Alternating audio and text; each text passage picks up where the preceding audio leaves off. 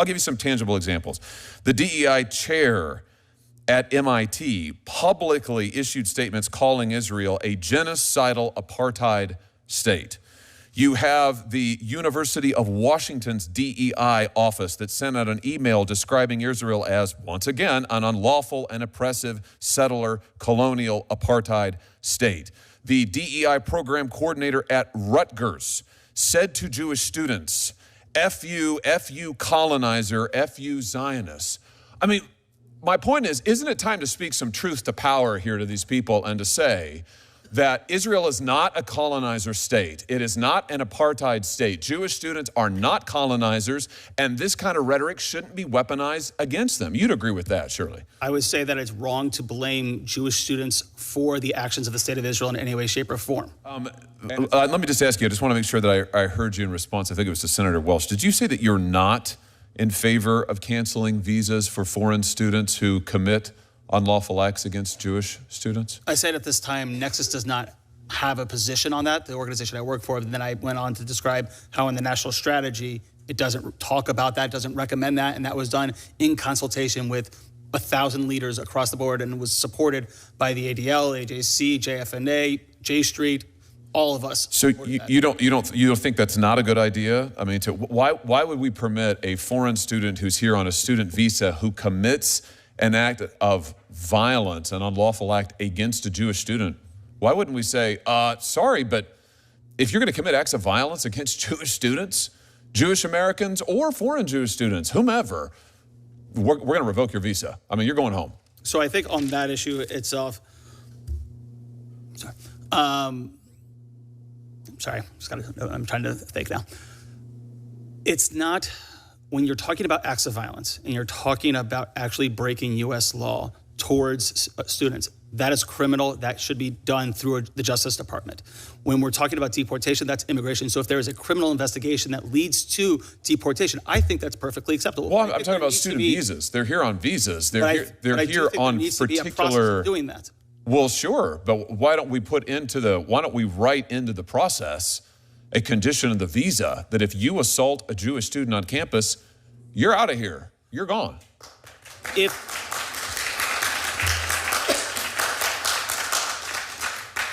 If it was written in the statute and if it was broad enough to be not just be for Jews, but for all people that have experienced discrimination, regardless of who they are, I think that we should look at that. But I think until that is in law, what I'm basing this on is what the current statute says and what currently is being done.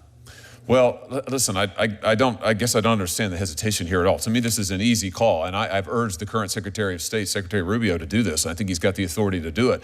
My position is it would send an incredibly clear message. If you come to this country on a student visa, you are here as a guest of the United States for particular purposes. If you assault a Jewish student on campus, you ought to be out of here. And we ought to make it clear to people we are not going to tolerate it. We're not going to tolerate it for any reason. Can I just ask you why I have you here, Mr. Recklin? Yeah, I've heard you talk about DEI. I just want to be clear on this. You would agree, wouldn't you, that much of this DEI rhetoric has been weaponized against Jewish students? The DEI dialogue has been weaponized against them. They're called colonizers. They're called imperialists. They're called oppressors. It's the classic intersectionality DEI language. I'll give you some tangible examples. The DEI chair at MIT publicly issued statements calling Israel a genocidal apartheid state. You have the University of Washington's DEI office that sent out an email describing Israel as, once again, an unlawful and oppressive settler colonial apartheid state.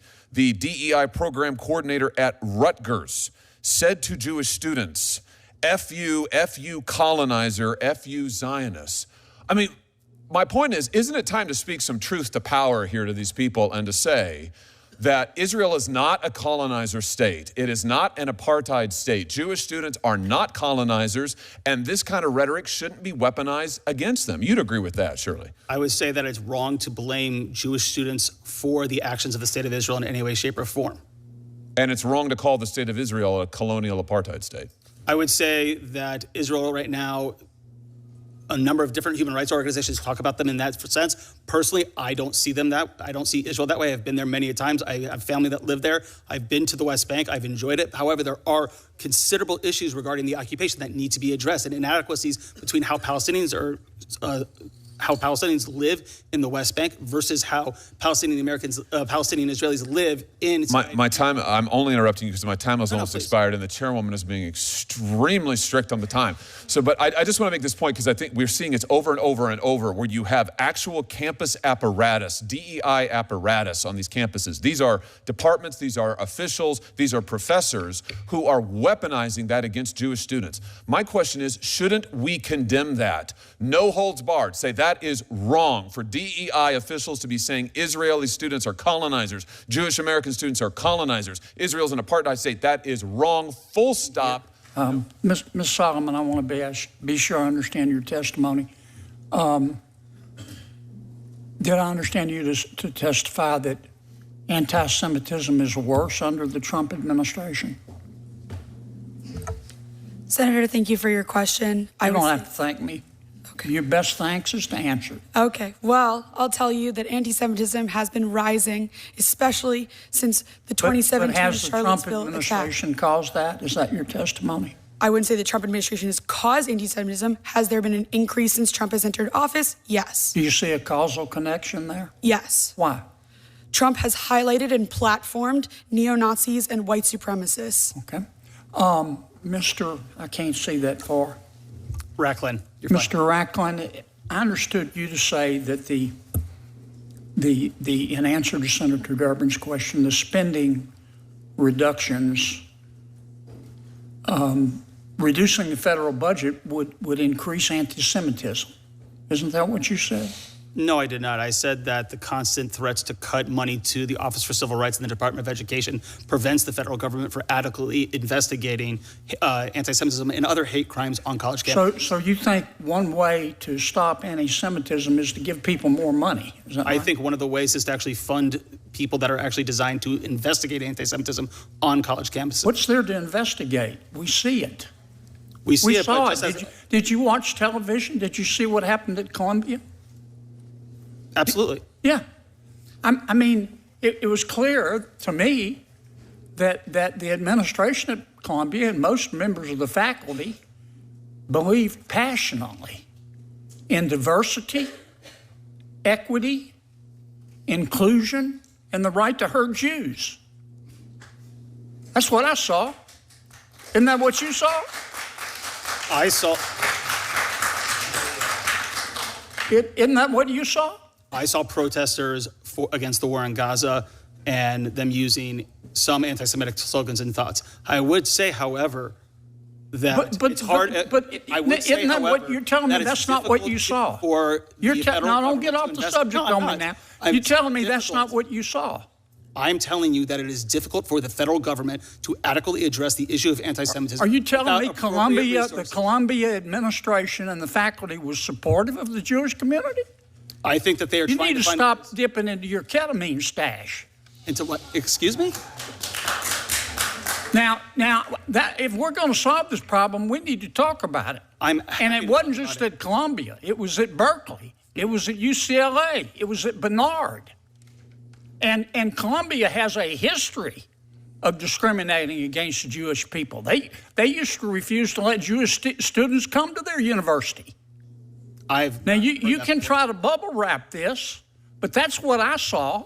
If you want to stop a lot of the anti-Semitism, maybe we need to stop teaching kids to be anti-Semitic. Can you feel compassion for the Palestinian people and not hate Jews? Absolutely. I think that what I've seen on college campuses is a pushing of a Marxist framing of the way that you see the world. And this is not only in liberal studies departments. I've taken dance classes, I've taken creative writing classes, where your final project is literally called the political is personal. And what they're teaching you on college campuses is that the political is personal and that everything should be personalized. And there's a global north, a global south, a global right, and a global wrong. And the issue with college campuses and what's happening right now in the United States is that we're allowing ideology to drive violence.